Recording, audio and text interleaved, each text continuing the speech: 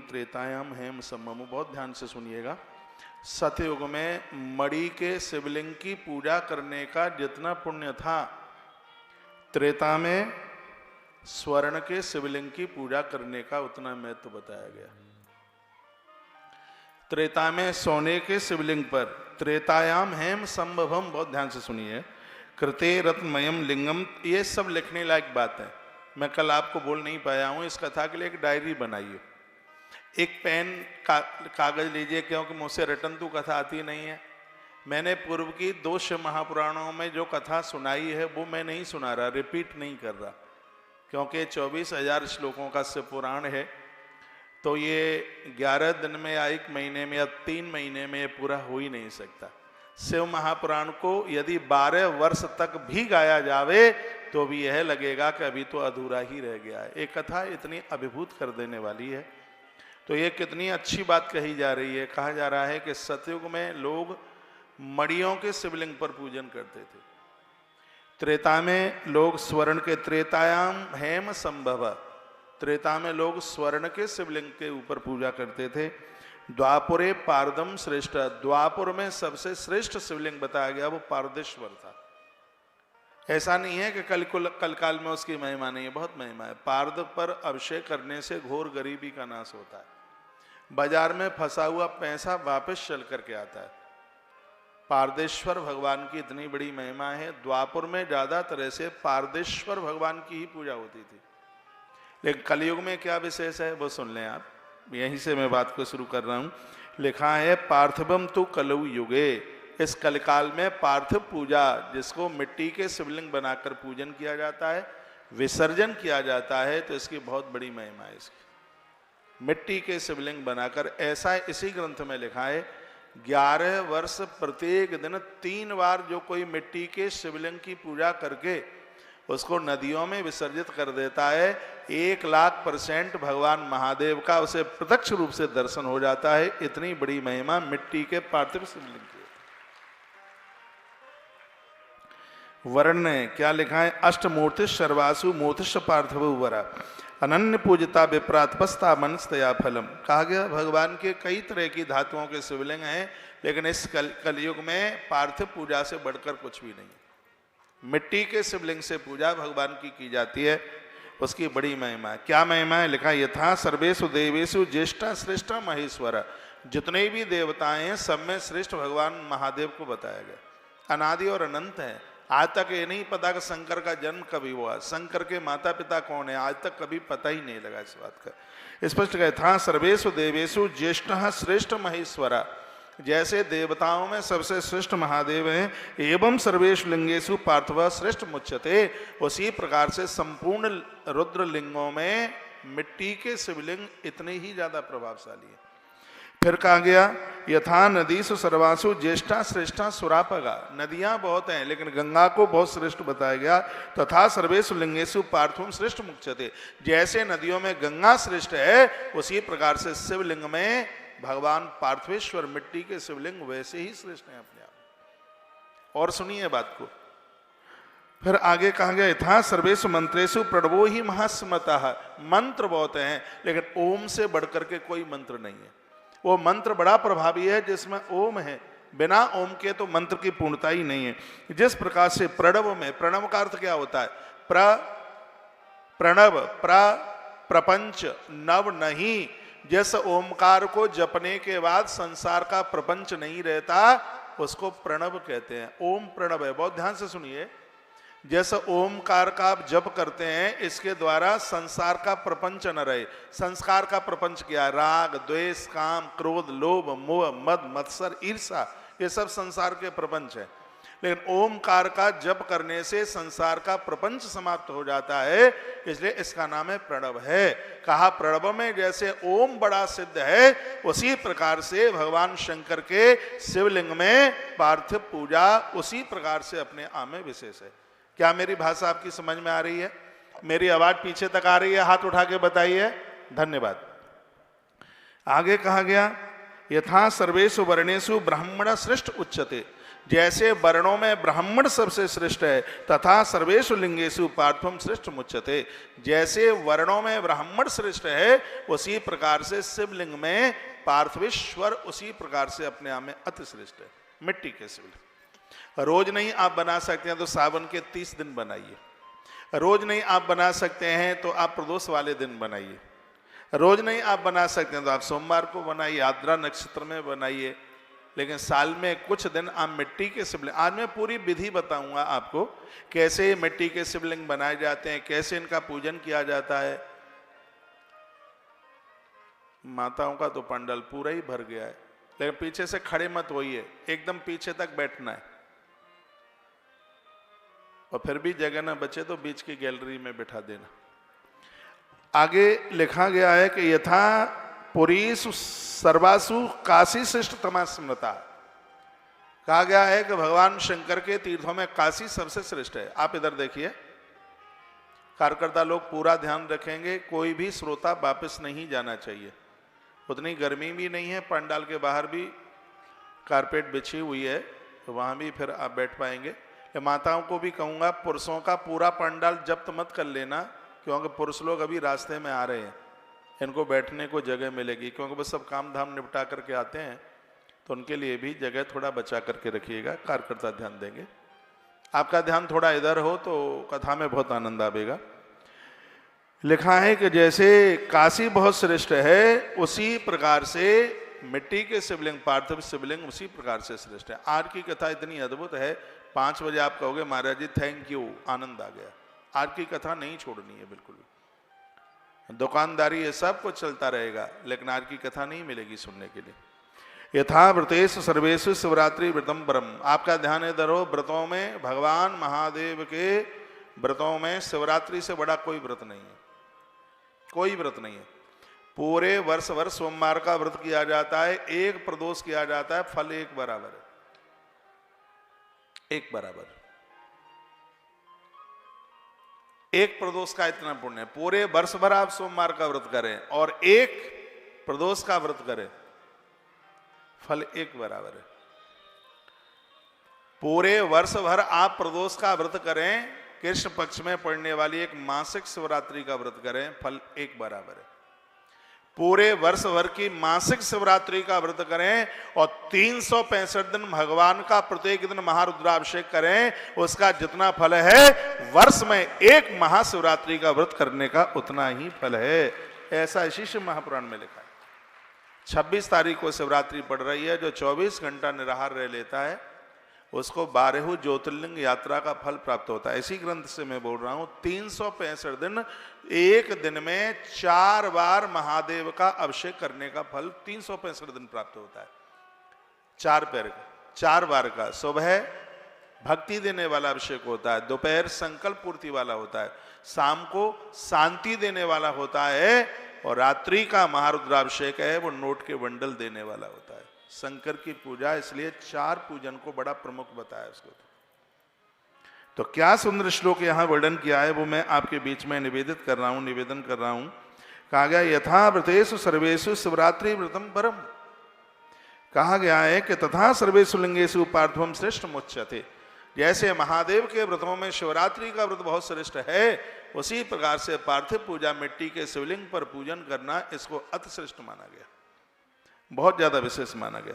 यथा देवीषु सर्वेषु शैवी शक्ति परास्मृता तथा सर्वेषु लिंगेषु पार्थवम श्रेष्ठ मुच्यते, शक्तियों में दुर्गा की पूजा सबसे श्रेष्ठ है, उसी प्रकार से शिवलिंगों में पार्थिव शिवलिंग सबसे श्रेष्ठ बताया गया।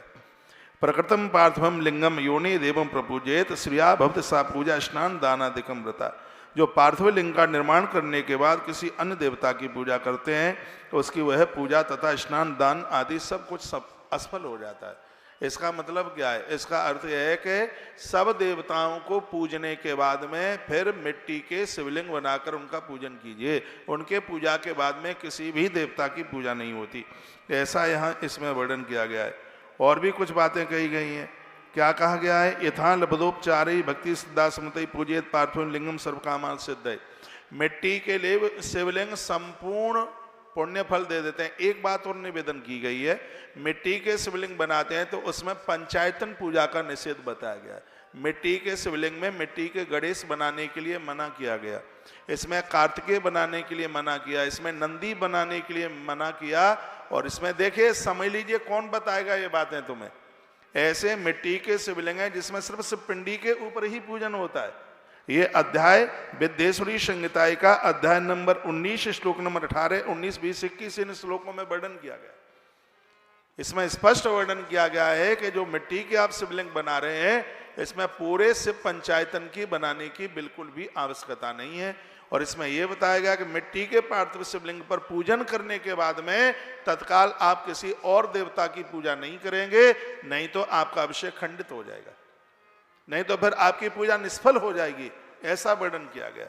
मैंने बहुत लोगों को देखा है कि भगवान शंकर की पूजा करने के बाद में फिर गणेश जी का अर्थव शीर्ष का अभिषेक करते, वर्णन है इसमें, निषेध बताया गया। हम लोग भी अपनी पूजा में सबरे देवताओं का पूजन करने के बाद में महादेव का पूजन करते हैं, उसके बाद कोई देवता रहता ही नहीं है।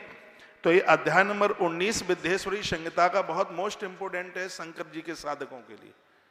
कहा गया कि मिट्टी की पिंडी बनाई गई है, अंगूठे के बराबर, ऊंचाई अंगूठे के बराबर है उसकी, इतने बड़े, नहीं कि इतने बड़े बड़े थाप करके रख दो। उसमें ना मिट्टी के नंदी बनाने की जरूरत है, ना कार्तिकेय बनाने की जरूरत है, और ना उसमें मिट्टी के गणेश, ना उसमें मिट्टी की पार्वती बनाने की आवश्यकता है। ये ऐसे भगवान महादेव हैं जिसमें सिर्फ शिव पिंडी ही बनाई जाती है। इसमें इस अध्याय में इस बात का वर्णन किया गया है। और इसमें लिखा है, त्रिसंध्यम योर चेत लिंगम कृत्ता बिल्वेन पार्थिवम। यदि आपने एक दिन में 3 बार ये पूजा कर ली है, बिल्व पत्र चढ़ाकर, चावल अक्षत बिना टूटे हुए चावल चढ़ा के, दसई एकादशकम वर्षम, एकादश वर्ष यानी 11 वर्ष तक यदि किसी ने ये पूजन कर लिया तो याव तस्य पुण्य फलम शरणु, दुनिया के संपूर्ण पुण्य उसको मिल जाएंगे, भगवान महादेव का साक्षात्कार उनको हो जाएगा। ये 11 वर्ष यदि किसी ने मिट्टी के शिवलिंग बना करके पूजन कर लिया, उसका जीवन सार्थक हो जाएगा, उसकी जिंदगी सार्थक हो जाएगी। अनेनैव सुदेहेन रुद्रलोके मय्यते, भगवान महादेव उसे अपना रुद्रलोक दे देगा। इतनी बड़ी महिमा। जीवन मुक्त सवै ज्ञानी स्वे वन संशया तस दर्शन मात्रेण भुक्ति मुक्तिश्च जायते। 11 वर्ष तक जो प्रत्येक दिन मिट्टी के पार्थिव शिवलिंग का पूजन करता है, ऐसे महापुरुष का दर्शन करने से दर्शन करने वाले के संपूर्ण दोष और पाप समाप्त हो जाते हैं। ऐसा से महापुराण के अंतर्गत लिखा। एक बात इसमें बड़ी और अद्भुत लिखी है, जिसको सुनकर के मैं बड़ा गदगद हुआ जब मैंने पहली बार पढ़ा। प्रत्येक दिन ये संभव नहीं है कि मिट्टी के पार्थिव शिवलिंग बना करके आप उनका पूजन कर सकें, तो पार्थिव पूजा का फल मिल जाए। सौनक शिव ने सूर्य जी को पूछा, तो सूर्य जी महाराज जवाब देते हैं, स्वयं भगवान महादेव ने ये बात नंदी को कही। व्यक्ति को प्रत्येक दिन पार्थिव पूजा का फल प्राप्त होता रहे, ऐसी कौन सी शिव पिंडी का दर्शन किया जाए? तो यहां लिखा है कि वाणासुर ने मिट्टी के शिवलिंग बना करके नर्मदा मां में विसर्जित किया। महादेव प्रसन्न हो गए और वो प्रकट हो गए और वाणासुर को कहने लगे, वरदान मांग। तो वाणासुर ने कहा कि भगवान, मैंने मिट्टी के शिवलिंग बना करके और नर्मदा नदी में मैंने उनको प्रवाहित किया है, एक तो इनको पाषाण का बना दीजिए और एक इससे मेरे नाम से जोड़ दीजिए। भगवान ने कहा, आज से इन मिट्टी के शिवलिंगों को जो नर्मदा की गोद में पड़े हुए हैं, इनको वाण लिंग के नाम से जाना जाएगा। मां नर्मदा ने इनको स्वीकार किया है, इसलिए इसे नर्मदेश्वर के नाम से जाना जाएगा। इसी से पुराण में लिखा है, जो प्रत्येक दिन भगवान नर्मदेश्वर की पूजा करते हैं, उनको प्रत्येक दिन पार्थिव पूजा का ही फल प्राप्त होता है। ऐसा वर्णन है। इसलिए हमने इस बात के ऊपर बड़ा जोर दिया। तालियां तो आपको बजानी ही नहीं है। दुनिया का एक भी घर ऐसा ना रहे जिस घर में भगवान नर्मदेश्वर ना हो, और ऐसे भगवान नर्मदेश्वर हैं जिनके ऊपर नीचे चढ़ा हुआ प्रसाद सबको लेने का अधिकार है। ऐसे भगवान नर्मदेश्वर हैं जिनको पूजने का अधिकार भैया सबको है। ऐसे भगवान नर्मदेश्वर हैं जिनका चरणोदक लेने का अधिकार सबको है। तुलसी वन आश्रम ने 1 लाख घरों में भगवान नर्मदेश्वर पहुंचाए। पारदेश्वर भी तो हम पहुंचा सकते थे, और भी स्फटिक के भी हम कोई शिवलिंग पहुंचा सकते थे, लेकिन नर्मदेश्वर की महिमा यह है कि नर्मदेश्वर के पिंडी टुकड़ा टुकड़ा हो जाए तो भी ये खंडित नहीं माना जाता। इसी ग्रंथ में लिखा है, कुछ शिव पिंडियां ऐसी हैं थोड़ी भी खंडित हो जाएं तो उसको आप पूज नहीं सकते। जैसे स्वर्ण का शिवलिंग है, इसमें लिखा है वर्णन किया कि यदि वो खंडित हो गया है तो उसको आप पूज नहीं सकते। स्फटिक का शिवलिंग है, यदि वो खंडित हो गया है तो उसको आप पूज नहीं सकते। इसी ग्रंथ में वर्णन है और इसी में लिखा है पुखराज का यदि शिवलिंग है, यदि वो खंडित हो गया है तो उसको भी आप बिल्कुल पूज नहीं सकते। लेकिन ऐसे भगवान नर्मदेश्वर हैं जिनके टुकड़े टुकड़े भी हो जाएं तो भी उनको खंडित नहीं माना जाता। ये भगवान नर्मदेश्वर की इतनी बड़ी महिमा। तो शिव महापुराण के विद्येश्वर संहिता में ये बात कही गई। मैं रामायण की एक चौपाई निवेदित करता हूं जो प्रभु राम के मुख से निकली है, बाबा तुलसी ने लिखी है।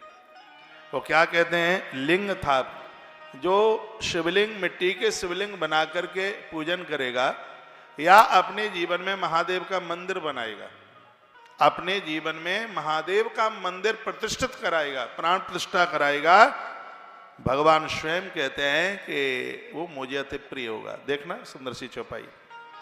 लिंग थाप विधि बत कर पूजा, लिंग थाप विधि बत कर पूजा, शिव समान प्रिय मोहे न दूजा। लिंग थाप विधि बत कर पूजा, लिंग थाप विधि बत कर पूजा, शिव समान प्रिय मोहे न दूजा। लिंग थाप विधि बत कर पूजा, शिव समान प्रिय मोहे न दूजा। भगवान कहते हैं कि इस दुनिया में उससे प्रिय मुझे कोई दूसरा नहीं हो सकता जिसने महादेव की पिंडी की स्थापना कराई है, जो प्रत्येक दिन भगवान शंकर का महारुद्राभिषेक करते हैं। भगवान नारायण कहते हैं वो मुझे अपने प्राणों से प्रिय है। मैं आप सबको आग्रह पूर्वक निवेदन करूंगा, भगवान शंकर गंगा जल से अति प्रसन्न होते हैं।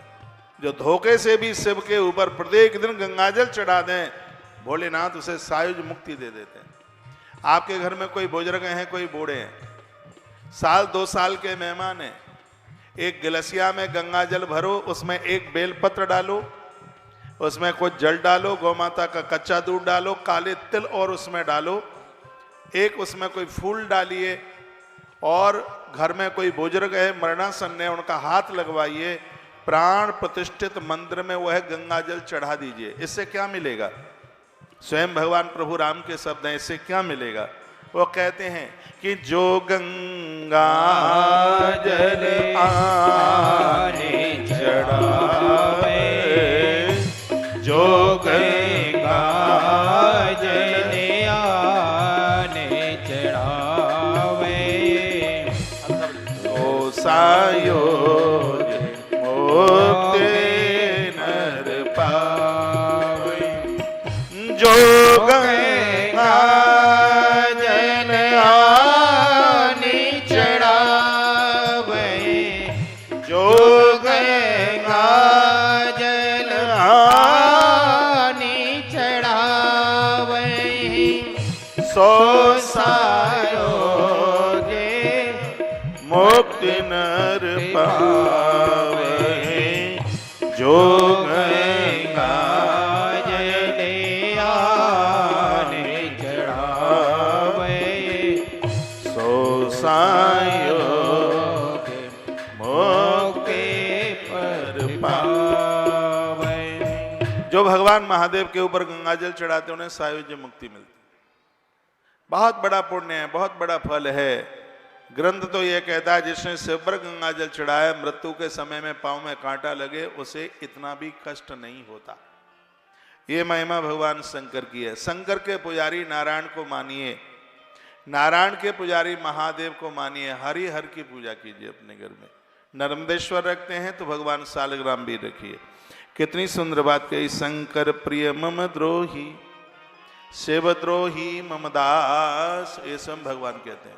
शंकर प्रिय मम द्रोही शिवद्रोही मम दास, ते नर करहि कल्प भर घोर नरक में वास। क्या कहा है भगवान ने? मेरा द्रोही है, महादेव का भक्त है, या महादेव का भक्त है मेरा, या महादेव का द्रोही है मेरा भक्त है, तो उसे मुक्ति नहीं मिलेगी। उसे एक कल्प वर्ष तक उसको नरक की यातना का भुगतान करना पड़ेगा। एक कल्प कितना समय होता है जानते हैं आप? कलयुग की उम्र है 4,32,000। आपका ध्यान मेरी तरफ हो। द्वापर की इससे दूनी है, त्रेता की इससे 3 गुनी है, सतयुग की उम्र इससे 4 गुनी है।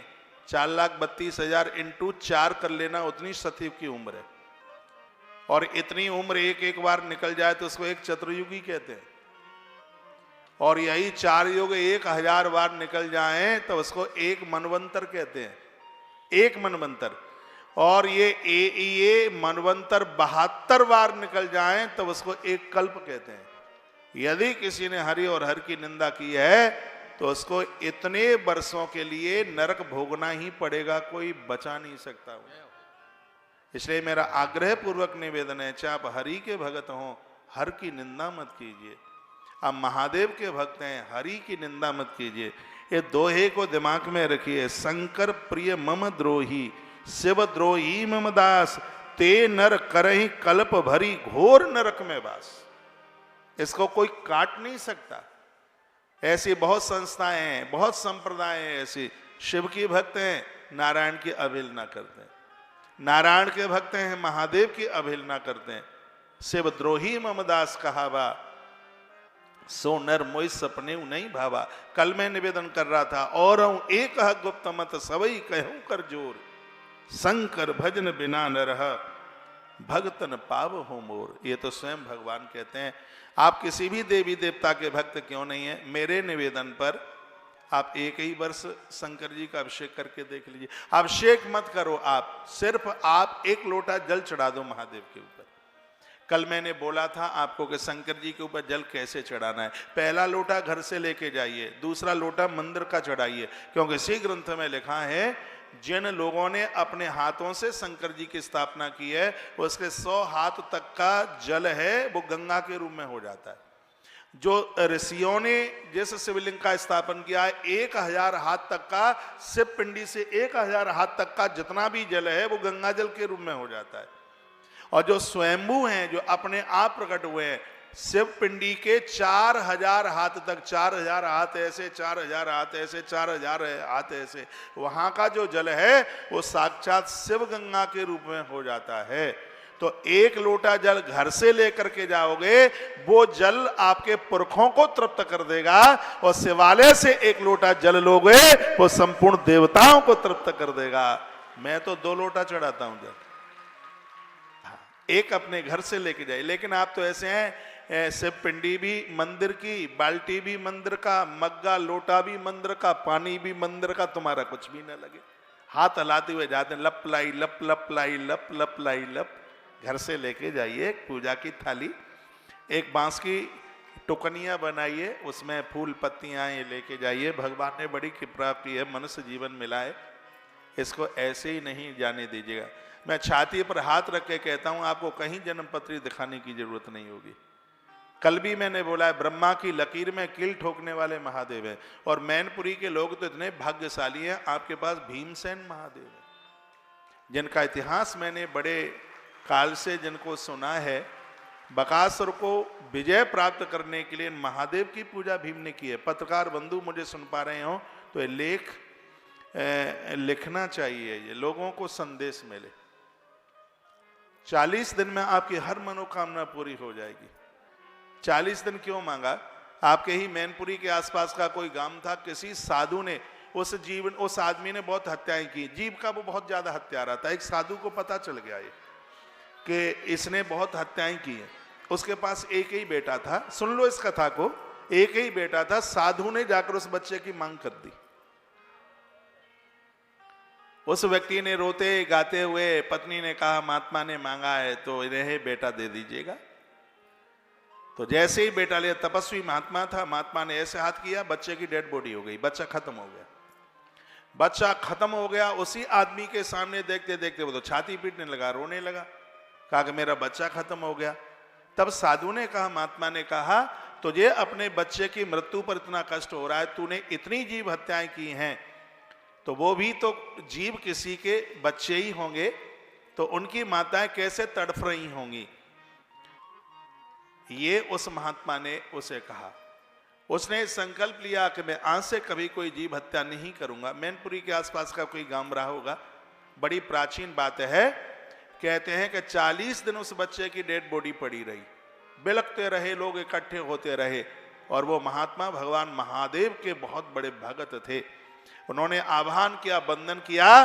कहते हैं कि मैनपुरी की धरती पर ये भगवान, उस बच्चे का नाम भीमसेन था। कहते हैं ये माता कुंती के बेटे से भी पहले की यह घटना है।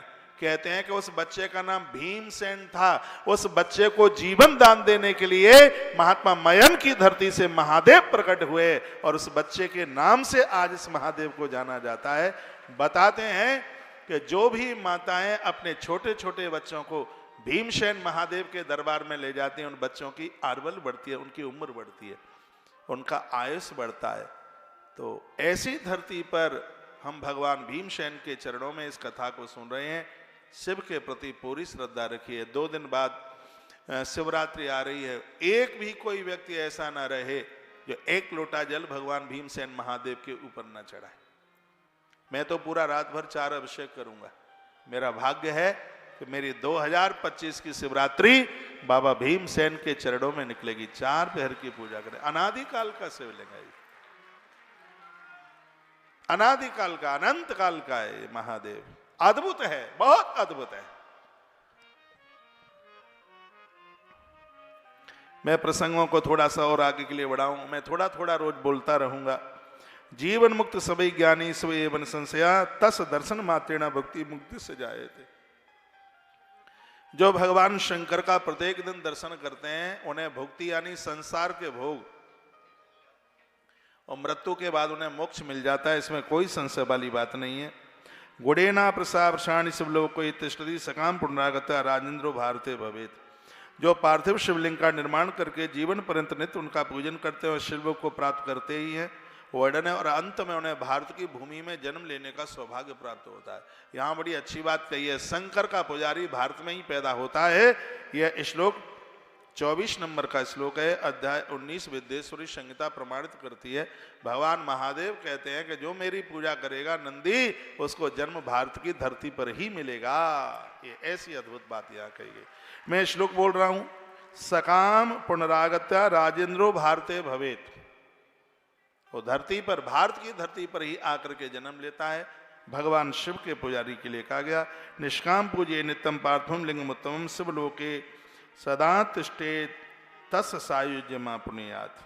कहा गया निष्काम भाव से भगवान महादेव के शिवलिंग, मिट्टी, शिवरात्रि आ रही है, दिन में तो आप मिट्टी के शिवलिंग बनाकर उनका पूजन करना, विसर्जन कर देना। कोई सरोवर वगैरह हो, नदी तो नहीं होगी, तो जलाशयों में आप उसे विसर्जित कर देना, नहीं तो एक परात में पानी भर लें, उसमें विसर्जित कर दें, फिर उसको कहीं किसी पेड़ में डाल दीजिएगा।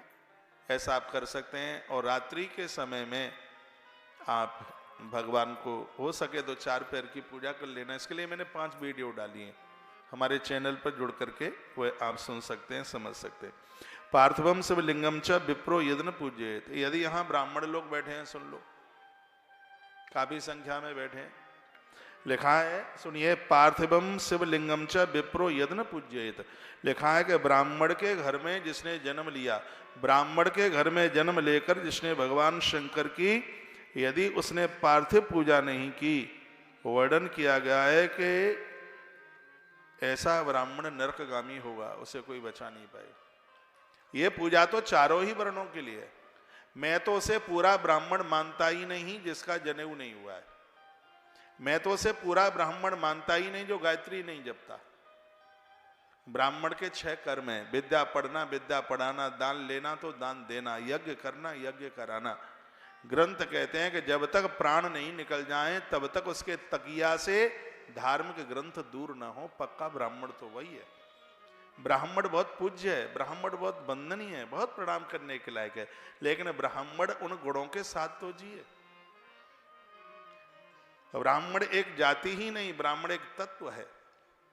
कहते हैं जिस धातु से भगवान विष्णु शब्द बनता है उसी धातु से ब्राह्मण शब्द बनता है। ऊपर के लोकों का मालिक नारायण है तो धरती के लोक का मालिक ब्राह्मण है, वो अपने ब्रह्मत्व को ना खोए। कहते हैं कि इंद्र के कठोर वज्र से व्यक्ति बच सकता है, कहा जाता है शंकर के त्रिशूल से बच सकता है, कहा जाता है कि भगवान नारायण के सुदर्शन चक्र से बच सकता है। यदि तपस्वी ब्राह्मण ने यदि कोई बोली बोल दी, रायफल की गोली से बच सकता है, लेकिन तपस्वी ब्राह्मण की बोली से नहीं बच सकता। इंद्र कुलिश मम शूल विशाला, काल दंड हर चक्र कराला, जो इनकर मारा नहीं मरही, विप्र रोष पावक सोई जरही। पौआखोरों की बात नहीं कर रहा हूं, खांटी ब्राह्मण की बात कर रहा हूं, असली ब्राह्मण जो अपने सत्कर्म के साथ में जीवन जीता, ऐसा ब्राह्मण। इस धरती को आगे बढ़ाने के लिए चारों वर्णों का एक बहुत बड़ा योगदान रहा है। ब्राह्मण संस्कार देता है, क्षत्रिय रक्षा करता है, और सच मानिए यदि इस धरती पर क्षत्रिय न होता, जैसे छाता वर्षा से बचाता है उसी प्रकार से क्षत्रिय हमारे प्राणों की रक्षा करता है। क्षत्रियों का बहुत बड़ा योगदान रहा है, आज से ही नहीं, बहुत अनादिकाल से। समाज में इन चारों चीजों की आवश्यकता है, शिक्षक, रक्षक, पोषक और सेवक। आप देखने, आप इधर सुनिए, देखिए इधर, ब्राह्मण शिक्षक है, क्षत्रिय रक्षक है। जिस गांव में, जिस क्षेत्र में क्षत्रिय लोग रहते हैं, ग्रंथ कहते हैं वो क्षेत्र अपने आप में सुरक्षित रहता है। कहते हैं कि क्षत्रियाणी नारी की छाती में सिंगनी का दूध होता है, शेरनी का दूध होता है, और उसकी कोख से जन्म लेने वाला जो बच्चा है, दुश्मन कभी उसकी पीठ को नहीं देख सकता। मैंने गरुड़ पुराण में पढ़ा है, एक योगी, एक सन्यासी जिस दिव्य लोक को प्राप्त करता है, क्षत्रिय का बच्चा धर्म को बचाने के लिए युद्ध करता हुआ मौत को प्राप्त होता है, तो उसके पिंडदान और तर्पण की जरूरत नहीं पड़ती, वह उस लोक को प्राप्त होता है। यहाँ क्षत्रियाणी माताएं बैठी हुई हैं, तुम शेरनी हो, दूध शेरनी का होना चाहिए। जैसे ब्राह्मण का एक बेटा कम से कम पंडित बने, तो आपका एक बेटा कम से कम सिपाही बने, उसकी दिवाली होली सीमा पर जाकर के वो उसकी दिवाली मने। यदि धरती पर क्षत्रियाणी नहीं रहेंगी तो रक्षा कैसे होगी। तीसरे नंबर पर आता है वैश्य समाज।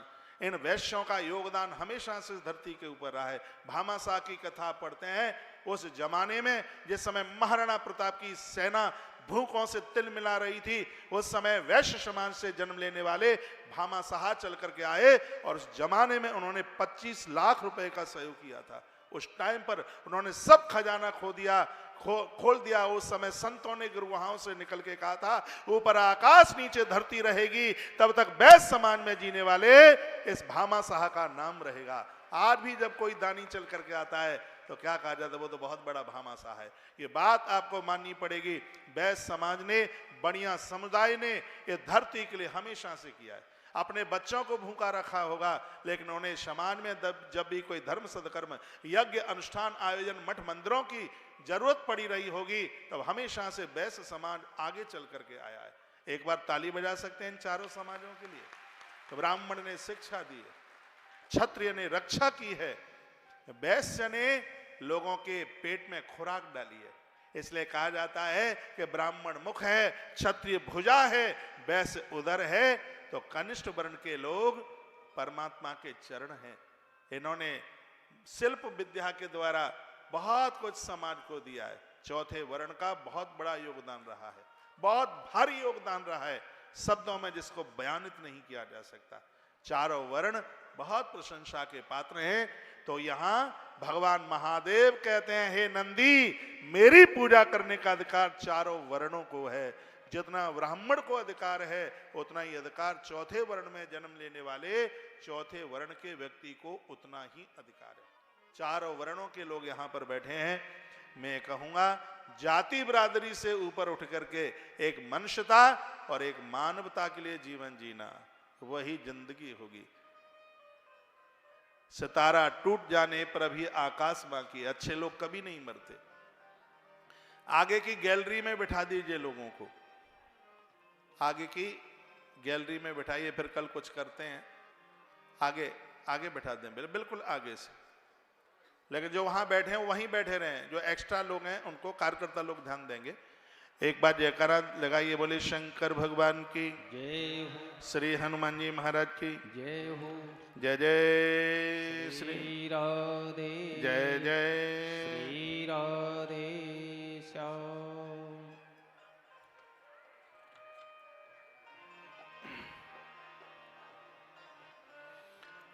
तेरे पूजन को भगवान मड़ा लेके आया, अरमान तेरे पूजन को भगवान मड़ा लेके आया, अरमान तेरे पूजन को भगवान मड़ा लेके आया, अरमान।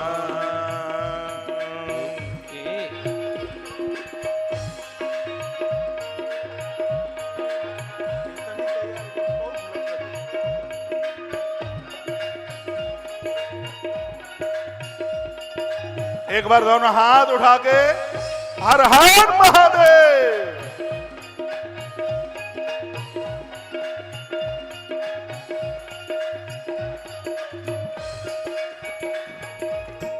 आप कभी बैद्यनाथ गए हैं क्या? बैद्यनाथ दुनिया का सबसे बड़ा मंदिर है, जहां एक दिन में लाखों लाखों कावड़ चढ़ती हैं। 120 किलोमीटर दूर से गंगा जल ला करके, सुल्तानगंज से जल ला करके बाबा बैजनाथ के ऊपर चढ़ाया जाता है। इस साल मेरी वहां कथा हुई थी शिव महापुराण की, तो ये पंक्तियां वहीं बनाई थी और ये पंक्तियां हम उनको समर्पित करते हैं। तेरे द्वार पे भीड़ है भारी, दर्शन दे दो अब त्रिपुरारी। तेरे द्वार पे भीड़ है भारी, दर्शन दे दो अब त्रिपुरारी।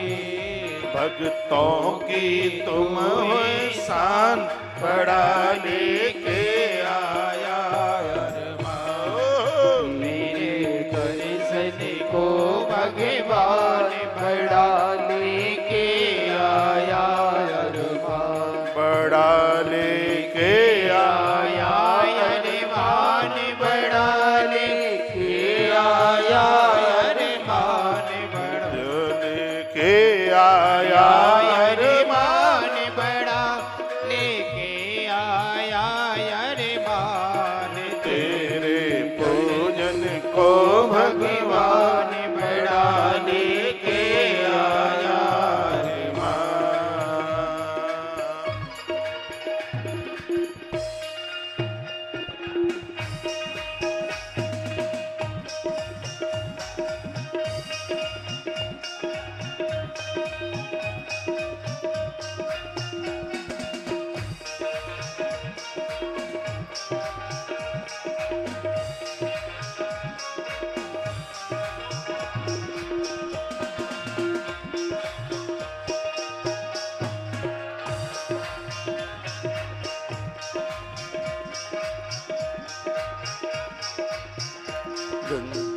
गंगा शीस चढ़ाओ, चरणों में शीश नवाओ, गंगा जल शीश चढ़ाओ, चरणों में शीश नवाओ। जीवन कर दो तेरे नाम, बड़ा लेके आया, अरमान तेरे दर्शन को भगवान बड़ा लेके आया, अरमान।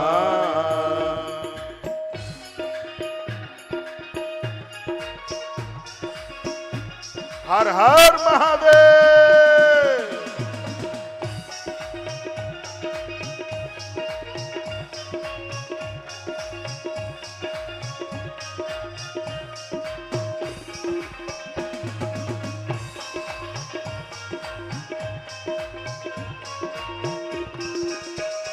मेरे वैद्यनाथ हे स्वामी तू देव बड़ा है नामी, मेरे वैद्यनाथ हे स्वामी तू देव बड़ा है नामी, तेरा मंदिर आदि सा बड़ा लेके आया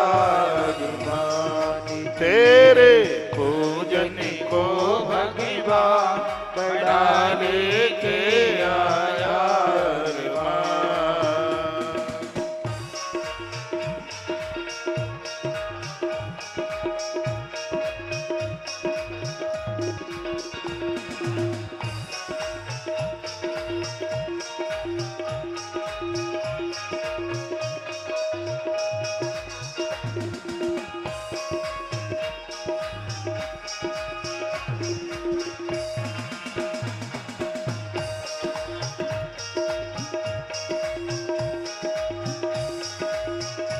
लंकेश्वर ने तुझे पूजा ऐसा देव नहीं है दूजा लंकेश्वर ने तुझे पूजा ऐसा देव नहीं है दूजा कौशिक के जीवन प्राण बड़ा लेके आया तेरे भगवान बड़ा लेके आया तेरे पूजन को भगवान बड़ा लेके आया हर हर महादेव पूजन को भगवान बड़ा लेके आया दर्शन को भगवान बड़ा लेके आया तेरे पूजन को भगवान बड़ा लेके आया तेरे पूजन को भगवान बड़ा लेके आया तेरे पूजन को भगवान बड़ा लेके आया बोलिए शंकर भगवान की जय जय श्री राधे। थोड़ा सा आपका ध्यान मेरी तरफ हो। इसमें स्पष्ट लिखा है कि जब आप पार्थिव पूजा मिट्टी के शिवलिंग बना रहे हैं तो उसमें शिव पंचायतन नहीं होना चाहिए। स्पष्ट लिखा है पंचसूत्र विधानम च पार्थिवे न विचारिये। पंचसूत्र पंचायतन पंचसूत्र विधानम। शिव पंचायतन में 5 देवता है, नंदी है, माँ पार्वती है, भगवान गणेश हैं और पीछे कार्तिकेय जी है। इनकी बड़ी महिमा है। उसी शिवालय को पूरा माना जाता है जिसमें शिव पंचायतन है, जिसमें नंदी भी हैं, धर्म का प्रतीक है, जिसमें माता पार्वती है, वात्सल का प्रतीक है, गणेश सिद्धि देने वाले हैं, कार्तिकेय संयम के प्रतीक है। उस मंदिर को पूर्ण माना जाता है जिसमें शिव पंचायतन है। लेकिन जब आप मिट्टी की पार्थिव पूजा कर रहे हैं तो सिर्फ उसमें अकेले मिट्टी के ही शिवलिंग होते हैं, उसी की पूजा से ही सब कुछ प्राप्त हो जाता है। अखंडम तद्व कर्तव्यम न विखंडम प्रकारियत। मिट्टी के शिवलिंग बना रहे हैं, वो टूटे हुए नहीं, वो खंडित नहीं, वो अखंड हों। टूटे चावल मन चढ़ाइए, वर्णन किया गया है। रत्नजम हेमजम लिंगम पार्दम स्फटिकम तथा पार्थिवम पुष्परागोतम अखंडम तो प्रकारियत। ये शिवलिंग है वो अखंड होने चाहिए, टूटे नहीं हो बिल्कुल भी। कौन कौन से? रत्नम, जो रत्नों के बने हुए हैं, कोई भी किसी भी प्रकार के रत्न से बने हुए हैं। हेमजम, सोने के हैं। तत्पश्चात लिखा है पारदम, पारदेश्वर। पारदेश्वर भी जो खंडित है वो पूजा के लायक नहीं है, तो पारदम। फिर लिखा है स्फटिकम, स्फटिक के जो शिवलिंग है वो भी खंडित नहीं होने चाहिए। तत्पश्चात पार्थिवम, जो मिट्टी के शिवलिंग बना रहे हैं वो भी टूटे फूटे नहीं होने चाहिए, वो भी पिंडी साफ सुथरी पूरी होनी चाहिए। स्पष्ट महापुराण के अंतर्गत लिखा है। तो प्रकारियत यही पूजा का विधान है, वर्णन किया गया। अब मिट्टी कहाँ से लाएं, कैसी मिट्टी लाएं, उसको कैसे गूंथें, कैसे क्या करें, 5 मिनट में ये भी आप सुन लीजिए। कहा गया नदी तीरे तड़ागे च पर्वते कानने पिचा। ऊपर के पर्वत की मिट्टी मिल जाए, पहाड़ की मिट्टी मिल जाए, या नदियों की मिट्टी मिल जाए, या तड़ागे कहते हैं सरोवर की मिट्टी मिल जाए, या आसपास कोई नदी है नदी की मिट्टी मिल जाए, उसको अंदर से निकाल करके लाइए, फिर उसको सुखाइए, आप सुन नहीं रहे, फिर आरती करा दूं मैं? नहीं, फिर आप सुनिए। उसको सुखाइए, सुखाने के बाद बारीकी पीसिए उसको, फिर उसको छानिए, छानिए उसको। फिर कहा गया है कि उसको शुद्ध प्रदेश संभूता, जहां उसको मार रहे हैं वो स्थान, गूंथ रहे हैं वो स्थान शुद्ध होना चाहिए, उसमें गंगाजल डालिए, उसमें उसको गूंथ करके मिट्टी को ठीक से कर लीजिए। फिर उसमें थोड़ा राख का सहयोग लेकर के फिर अंगूठे के बराबर बराबर शिव पिंडियां बनाइए। शिवलिंगम प्रकल्पेता सावधान तयादोजा, शिवलिंग बनाते समय किसी से बात ना करें। लिखा है इसमें ओम नमः शिवाय मंत्र का जप करें, ऐसा वर्णन किया गया है। और वो ओम नमः शिवाय भी अपने मन मुताबिक नहीं, लिखा है नमः शिवाय मंत्रेण अर्चना द्रव्यम च प्रोक्षयेत। ओम नमः शिवाय आप जप रहे हैं, आप फूल पत्तियां जो भी कुछ चढ़ाते हैं, ओम नमः शिवाय जप के आप चढ़ाइए, भगवान उसको स्वीकार करेंगे। भूर शीत मंत्रेण क्षेत्र सिद्धम प्रकारेत, लिखा है जिस स्थान पर ओम नमः शिवाय मंत्र का जप होता है वो स्थान सिद्ध हो जाता है, उस स्थान पर काशी की ताकत आ जाती है, काशी की शक्ति आ जाती है, जिस जगह पर ओम नमः शिवाय मंत्र का जप होता है। ऐसा शिव महापुराण के अंतर्गत यह वर्णन किया गया है, ओम नमः शिवाय। और वो भी गुरुजनों से सुन करके। कैसे पूजा करेंगे? लिखा है यान रुद्रेण मंत्रेण संचारित उपवेशनम, कुछ भी नहीं आता है तो ओम नमः शिवाय आप जप सकते हैं। पहले प्रार्थना कीजिए, आह्वान कीजिए, कहिए कि भगवान मैं आपका आह्वान करता हूँ, इस पिंडी में आप पधारिए, नमोस्तु नीलगिरिवायते पाद्यम अनुनाहारित, मैं आपको चरण धोऊंगा, मैं आपको स्नान कराऊंगा, भगवान इस पिंडी में आपका मैं आह्वान करता हूँ, आप पधारिए। सबसे पहले जल के छींटे लगाइए, जो आप पूजा कर रहे हैं जल के छींटे के तत्पश्चात में पंचामृत है तो पांचों चीजें डालिए, दूध, दही है, घी है, शहद और चीनी। फिर उसके ऊपर से जल डाल दीजिए, फिर कलावा डालिए, कलावा रख दीजिए ऊपर। कलावा रखने के बाद चंदन लगाइए, रोली लगाइए। लोग कहते हैं महादेव को रोली नहीं चढ़ती, और मैं कहता हूं कि महादेव को रोली चढ़ती है 100%। लोग कहते हैं महादेव को तुलसी नहीं चढ़ती, मेरी व्यासपीठ कहती है महादेव को तुलसी चढ़ती है 1,00,000%। महादेव को तुलसी चढ़ाने से जितना पाप लगे वो सब मेरा, और महादेव को तुलसी चढ़ाने से जितना पुण्य लगे वो सब आपका। महादेव को तुलसी चढ़ाने से धरती के संपूर्ण भोग मिल जाते हैं। मैं आपको कंफ्यूज नहीं करूंगा, ये देश में लाखों लोग हमारी बातों को सुनते हैं और उसके ऊपर विश्वास करते हैं, हम आपको कंफ्यूज नहीं करेंगे। शंकर जी को तुलसी चढ़ती है, प्रदोष की तो पूजा ही पूरी नहीं होती जब तक तुलसी मंजरी ना चढ़ाए भगवान शंकर जी के ऊपर। ये सगरी बातें इस ग्रंथ में लिखी हैं। दीप मंत्रेण वा संभूर नीराजन विधम चरेत, कोई भी पूजा दिया जलाए बिना लगती नहीं है, इसलिए दीपक जरूर जलाए, दिया जलाए। इसमें वर्णन है कि भोग लगाएं, भोग भगवान शंकर को सिंगाड़े की लपसी का भोग लगता है। वर्णन है इति ध्वाता संपूज्या पार्थम लिंगमुत्तमम जपेत पंचाक्षरम मंत्रम गुरु दत्तम यथाविधि। इस मंत्र को गुरु मुख से सुन करके तब ही जपिए। जैसे औषधि लेने के लिए डॉक्टर का परामर्श जरूरी है, उसी प्रकार से मंत्र को जपने के लिए एक गुरु की आवश्यकता है। गुरु तत्वदर्शी हो, गुरु का अर्थ होता है जो शिष्य का गौरव बढ़ा दे, उसे गुरु कहते हैं। गुरु का मतलब है जो शिष्य का गौरव बढ़ा दे उसे गुरु कहते हैं। तो शिष्य का मतलब क्या है? जो गुरुदेव के अनुशासन में रहे उसे शिष्य कहते हैं। जब गुरु और शिष्य का ऐसा संबंध होता है तो परमात्मा ऊपर के लोक में नहीं, भगवान मृत्यु लोक में प्रकट होता है।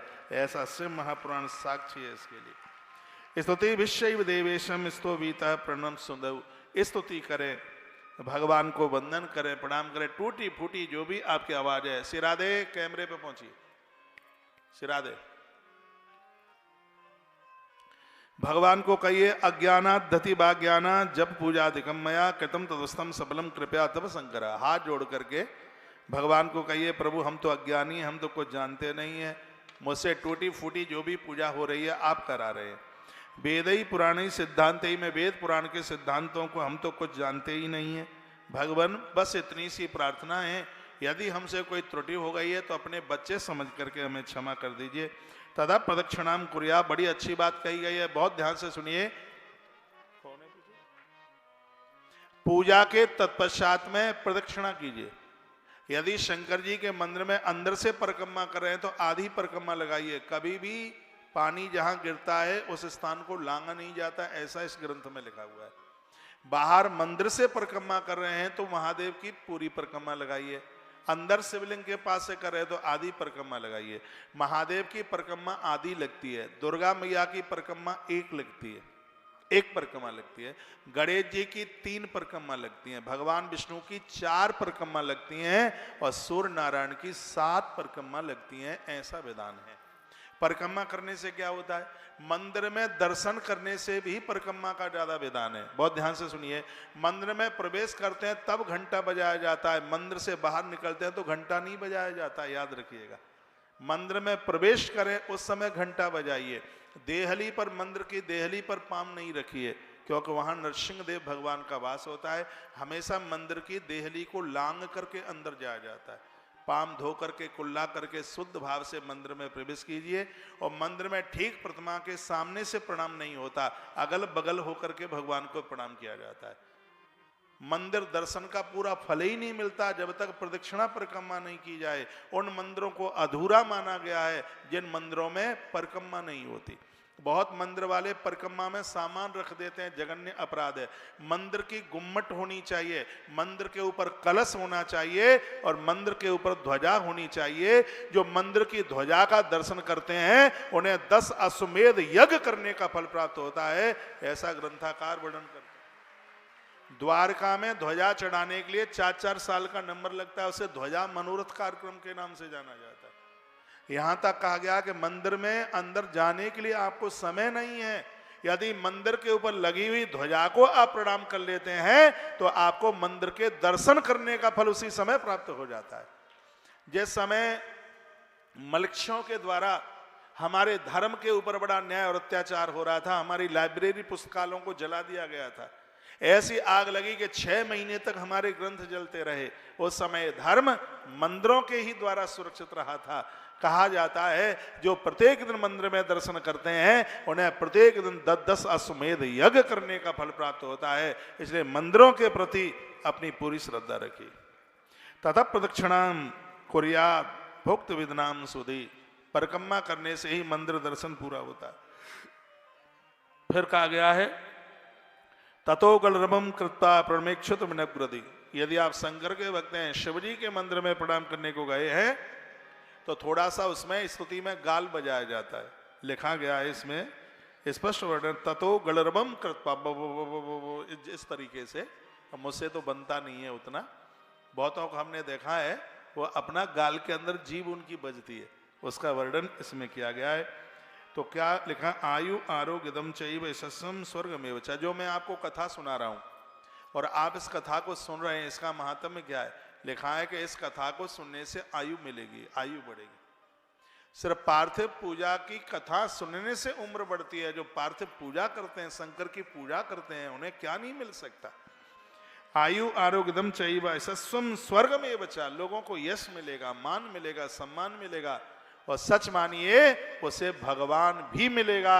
भगवान की पूजा की, महादेव की पूजा की इतनी बड़ी महिमा है। विद्यार्थी शंकर की पूजा करेंगे उन्हें विद्या मिलेगी।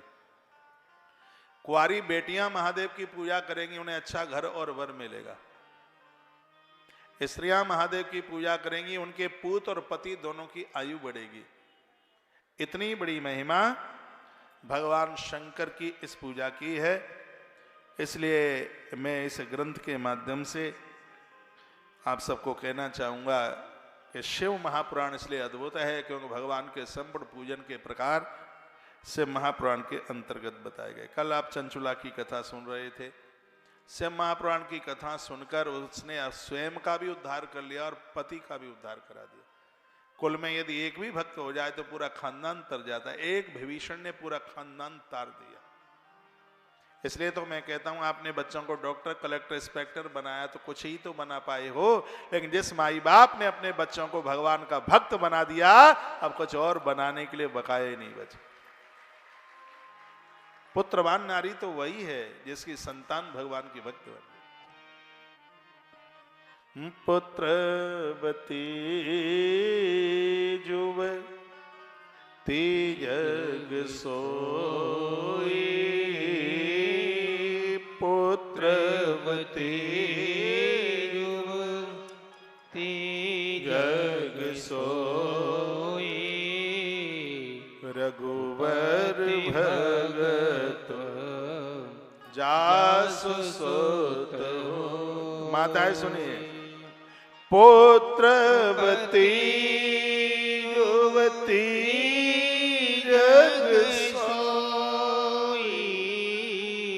पुत्रवती युवती जग सोई रघुपति भगत जासु सुत होई पुत्रवती युवती जग सोई रघुपति भगत जासु सुत होई। वही माता पुत्रवान है जिनके बच्चे भगवान के भक्त बन जाए।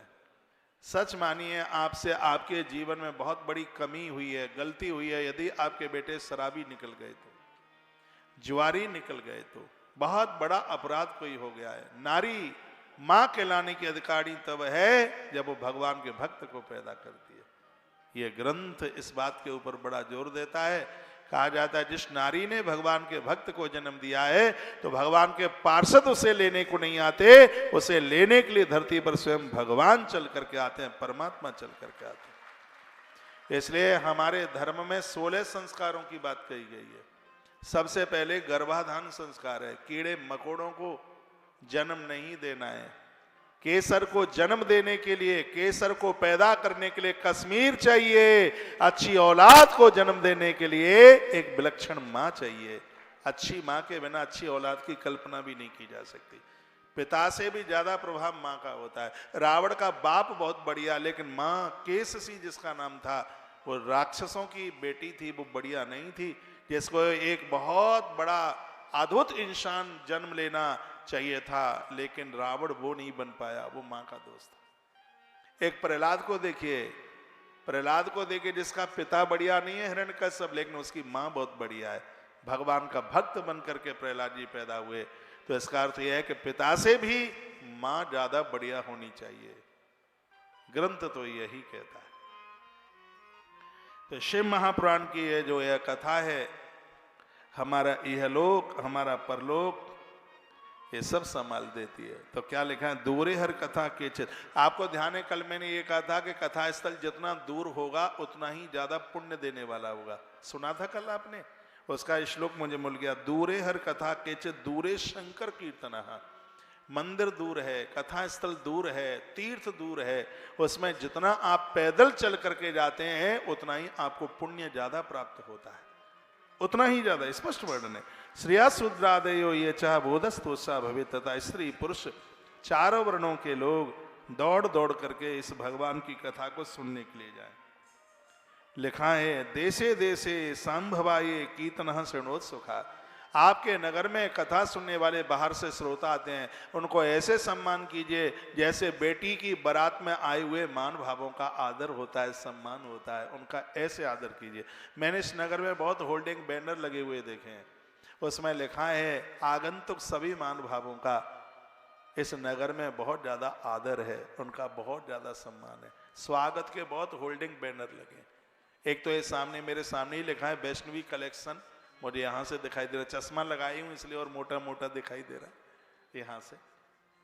ये बात यहाँ भी कही जा रही है, जिस नगर में ये आयोजन हो रहा है, कथा होती है, वहाँ आने वाले श्रोताओं का अति आदर करे, मान करे। स्वयं के लिए भरे ही रहने को जगह ना हो, अपना घर खाली कर दीजिए उनके लिए, उन्हें भोजन की व्यवस्था कराइए, उन्हें रहने की व्यवस्था कराइए।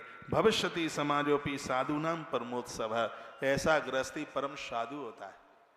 इसमें तो स्पष्ट वर्णन है कि शिव महापुराण की कथा सुनने वाले भक्त की क्षण रज यदि उड़कर किसी के माथे पर लग जाए तो उसे काशी की गंगा नहाने का फल तत्काल प्राप्त हो जाता है। इतनी बड़ी महिमा शिव महापुराण के महाश्रोता की।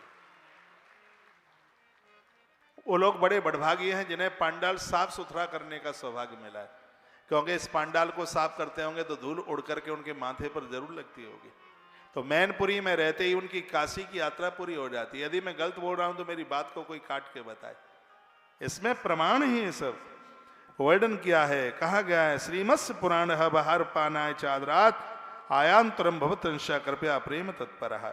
श्री शिव महापुराण की रसमयी कथा का श्रवण करने हेतु आप लोग प्रेम पूर्वक शीघ्र पधारने की कृपा करें, ऐसा निमंत्रण पत्र लोगों को भेजें। यदि समय का अभाव है तो प्रेम पूर्वक एक दिन के लिए ही पधारें।